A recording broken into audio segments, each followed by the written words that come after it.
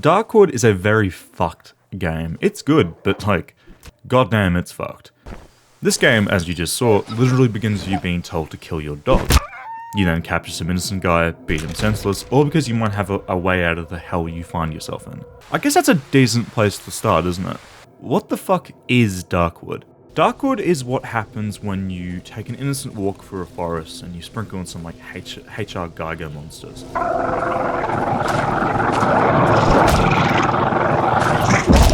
Only Geiger was far less obsessed with vaginas and more into trees and mushrooms.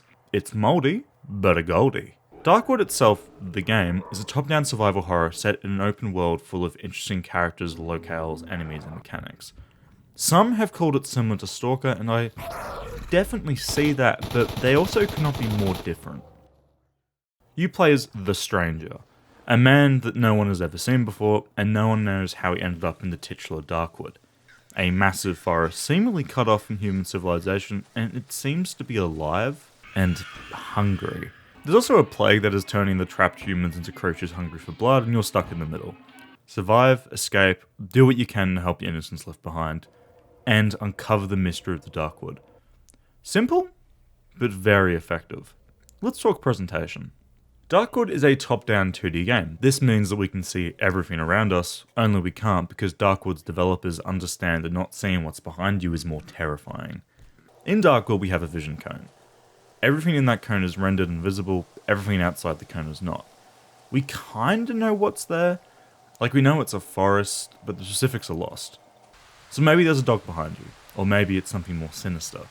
You won't know until you turn around, and that's great. Because of this unique mechanic, lighting is something that the game draws attention to. Take this for example. It's night, I'm holed up in my safe house, and something's outside. But because my boarded up windows have gaps, I can see outside. And this lets me see whatever the fuck is making that noise.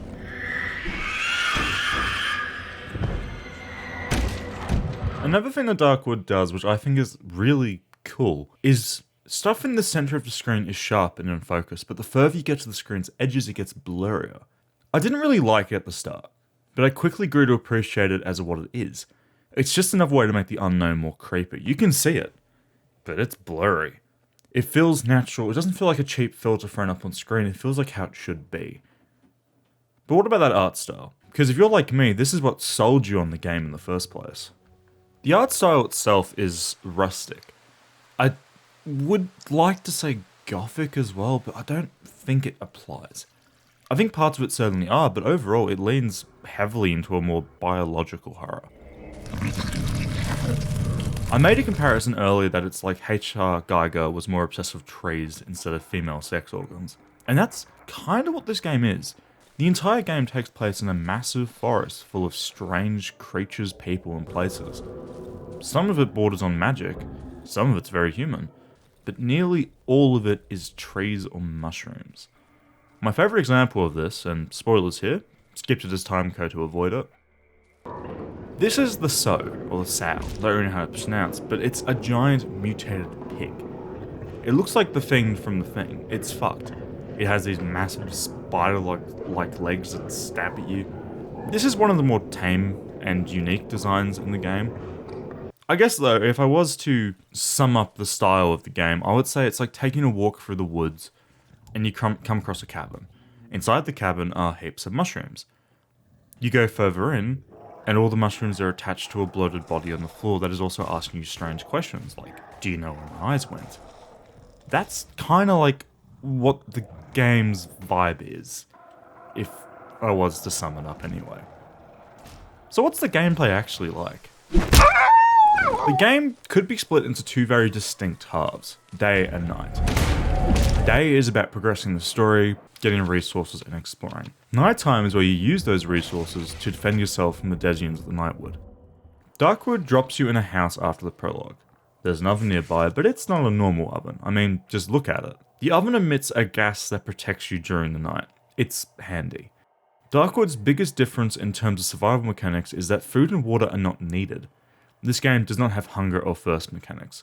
Instead, food gives you buffs or debuffs. But then, why can you cook with the oven? Well, it's not really cooking, more like making a broth out of meat and mushrooms From a gameplay perspective, this is how you level up. You then inject that shroomy, meaty broth into your veins and you unlock perks.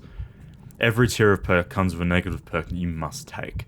Well, now I can see further, that's cool, but now nights are going to be much worse. Meat and mushrooms are found outside in the big open forest. Mushrooms are often located around important locations. Meat is found on the animals of the forest. While this upgrade system is optional as in you don't need it to progress, it is very helpful.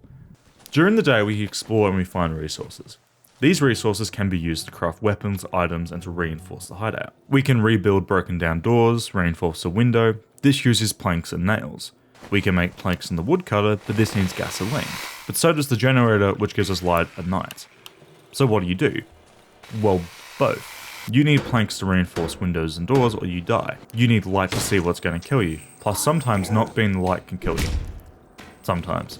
There's a lot of stuff that happens at night, but that all comes later. For now, we can also move furniture around to block choke points. But I mean, it's just a cupboard. Whatever's on the other side will just move it. This is a temporary solution. You need planks and nails. So it's time to step outside and brave the overgrown forest. You need to explore and pick up what you can, but you have a very, very limited inventory. You can upgrade it, but it never seems like it's actually enough for the job at hand, so you will be constantly making decisions about what to carry and what to leave behind. Of course, you could just make multiple trips, but this isn't a brisk walk down to the 7-Eleven. This is a Polish forest, filled with creatures that want to eat you. Plus the map's not really helpful. You can only see where you are if you're near a landmark. So if you just left some wood near a tree, that's not really going to help you find it. So you better get used to remembering the small details of the forest. Well, I mean, you look up a complete map, only you can't because the game is randomized. Everyone has the same landmarks, sure, but they're in vastly different places. During the day, it's very possible to just tiptoe around enemies. But let's be honest, due to the game's unique vision cone thing mechanic, you won't see every enemy. So let's talk about combat. You have health and you have stamina. Health comes back from healing items and stamina comes back after a little while. You have to manage both of these or you die. Can't fight back if you have no energy left or if you're just dead. The combat itself is quite simple. There's not really much to it, but that doesn't mean it's easy. You have two attacks, a long charge-up attack and a short, almost instant attack. The long charge-up uses less stamina than the other attack, but takes more time. Again, something to consider. You can also dodge backwards. This uses a little stamina, but if you use it again straight away, it uses a lot more. Combat is punishing. You can easily die if you aren't careful or if you're just in a bad position.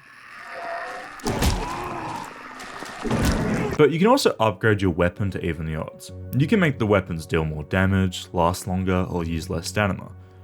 The important one there is making them last longer. Durability is a big deal in Darkwood. If your weapon breaks, you just can't attack. But thankfully, it doesn't mean you have to make or find that weapon again, it's just broken. If you have the resources needed, you can repair it at a hideout's workbench. And you also might be wondering how getting resources works considering the map is random each time. Well, you should, by design, be able to get enough resources for everything that you need. But if you can't, or if you simply just run out, there's a few characters around the game world that are happy to trade with you. This relies on a reputation system. Reputation is unique to the trader, but it does persist across days. So if you want an object that is worth 50 rep, you have to then trade up 50 rep worth of something else. It's basically the system for Pathologic 2, but each morning there's a trader at your hideout. These traders reward you for surviving the night, so you don't always need to trade to get rep with these traders, but most of the other ones will require you to pay up for better items and weapons. Progression in this game is handled in two ways.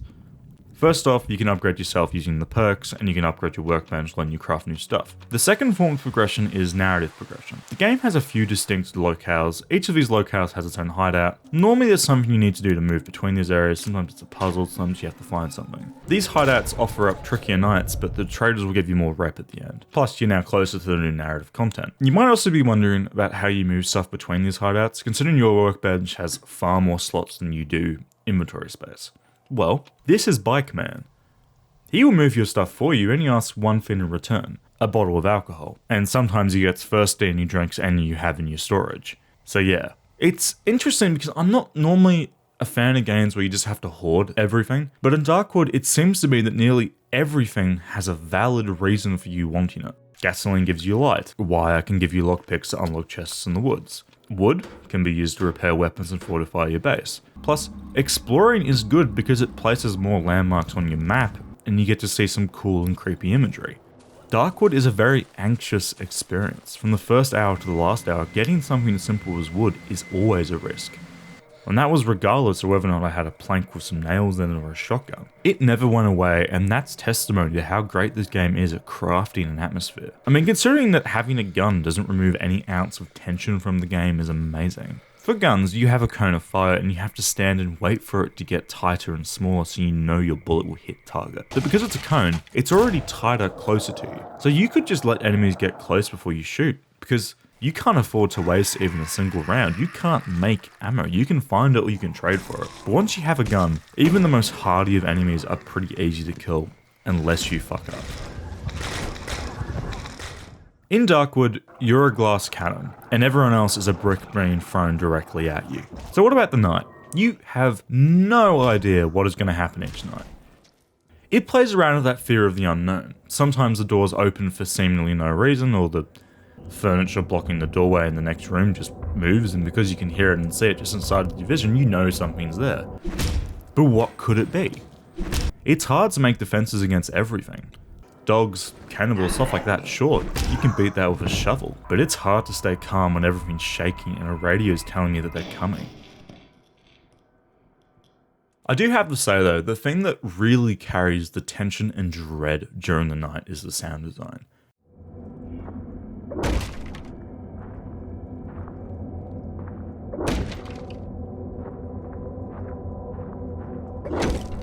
I don't think I've ever felt so underpowered in a game. I mean, I have a shovel, sure, but I don't think a shovel can take on whatever the fuck's making that noise.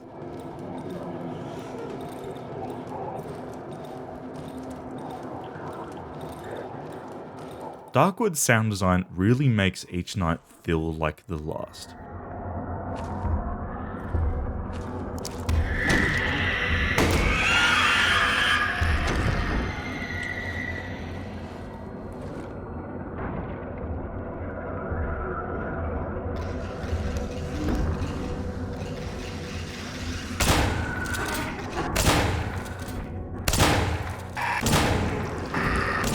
But somehow there's not a single jump scare in the entire game. I never once went, oi, that's a cheap scare that was.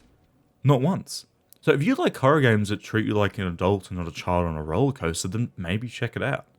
This is a game that opens by telling you that there's no hand holding. And they are right. This is a must play for horror fans, and for the rest of us, I still recommend it because the narrative is really, really cool.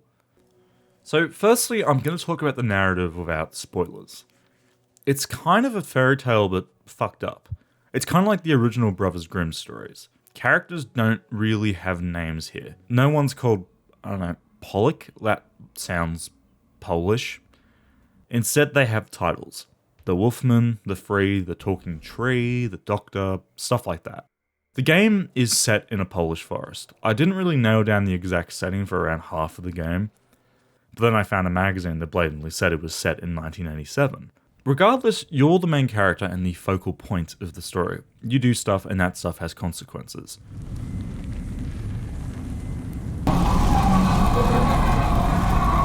Darkwood doesn't make it clear what changes, if any, your actions will have.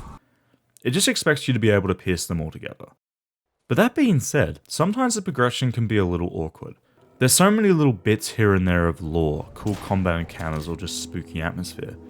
There's normally multiple paths through an objective, and a lot of the quests are linked, but you just won't understand how until later. And this is without even touching on the dream sequences, which are pretty much just pulled straight from a David Lynch film. But with all that out of the way, let's talk about spoilers. Skip to hear my final thoughts on Darkwood.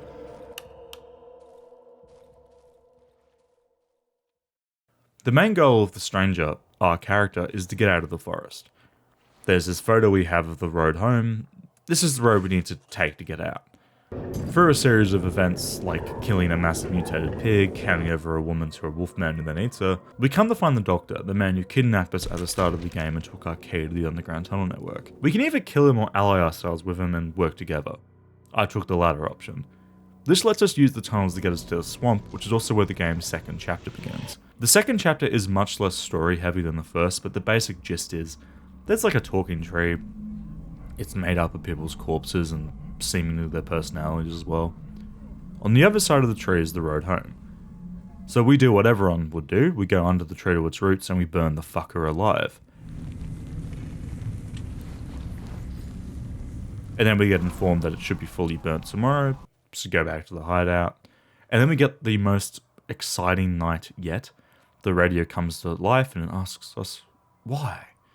And then it explodes, burning down the hideout around us, and then the burning people begin to rush at us and try to kill us.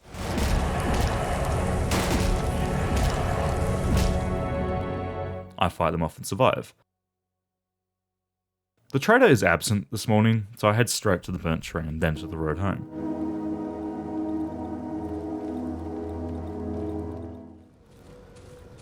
This is the first time in the entire game that we aren't swarmed by trees and canopy. It's a wide open field. We talk to our neighbour and then we go to sleep inside our apartment. It's a nice sleep too. We learn what happened to everyone else. Some people survived, some people died. It's life. Whatever. But you and I are probably thinking the same thing right now. This felt too easy, too simple. So I reloaded the save and I went down to the basement instead. And that's when I found the radio.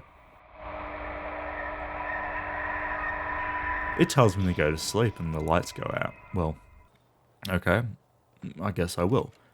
I talk to some people. There's a drunk guy that calls me boss. This is the bike man, but he's just normal now. The baby in the next room isn't. That's the kid from Eraserhead. I go upstairs instead. The Wolfman is now a janitor who says hello, and then I notice something else. If I keep walking up the hallway, it gets a little rooty. I then remember something that an NPC said to me very, very early in the game. So I did, and there's roots everywhere. Even under the bed.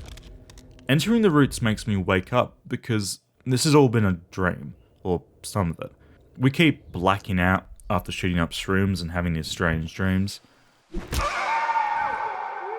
So maybe it is all a dream. I don't think it really matters, but it's time to find out what's at the center of the Darkwood. All around us are other sleepers. Some talk out loud, but it soon become apparent that there's a lot of them here. Like hundreds, if not thousands. Something's at the center though, a glowing light or a fog or something. It lures people in and gets them to sleep here. I think the idea is that it feeds off their bodies to ensure its own survival. It would explain all the roots around the place and why some bodies are seemingly part of the system.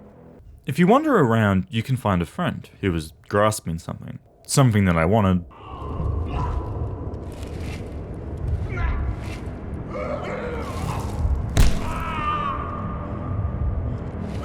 So I punched him. And it's a flamethrower. So yeah, we burned down the forest, killing thousands of people, but at least the forest is no more. You try to escape, but you can't, so you die. The epilogue this time talks about who survived, and well, that depends on your own choices. And now I kind of see why people say it reminded them of Stalker. Both games have very similar endings. Both are left somewhat up to interpretation, but, like, who's at the center? Who's the being? What's the plague that mutates people? Why do some go crazy instead? Some of this is explained in the game in dialogue and in items you pick up, but a lot isn't. And I think that's fine. A lot of this game's appeal is the fact that it's a mystery, and that's what makes it so interesting. Is this strange being God? An alien? Is it a giant mushroom? I don't know. Anything's possible if nothing is stated, then that's the fun. So yeah, that was Darkwood. So should you buy Darkwood? Yes, you really should. This game is really unique and really well made. There's some small grievances I have of progression and some minor balancing here and there, but overall it's really quite good. It scratched an itch that I don't get to scratch all that often. It's a horror game with no jump scares. But it's still scary. It's creepy, but it also has a lot of character, both in its world presentation and, of course, its literal characters. I won't spoil anything on this front, but some of the NPCs are really quite likable. Fucked up, sure, but likable. So yeah, buy the game. It's good. It's also like really, really cheap for what it is. And yeah, that's me. Like, comment, subscribe, hit the bell icon. I still hate saying that, even 2 years into this whole shindig, so yeah. I'll catch you later.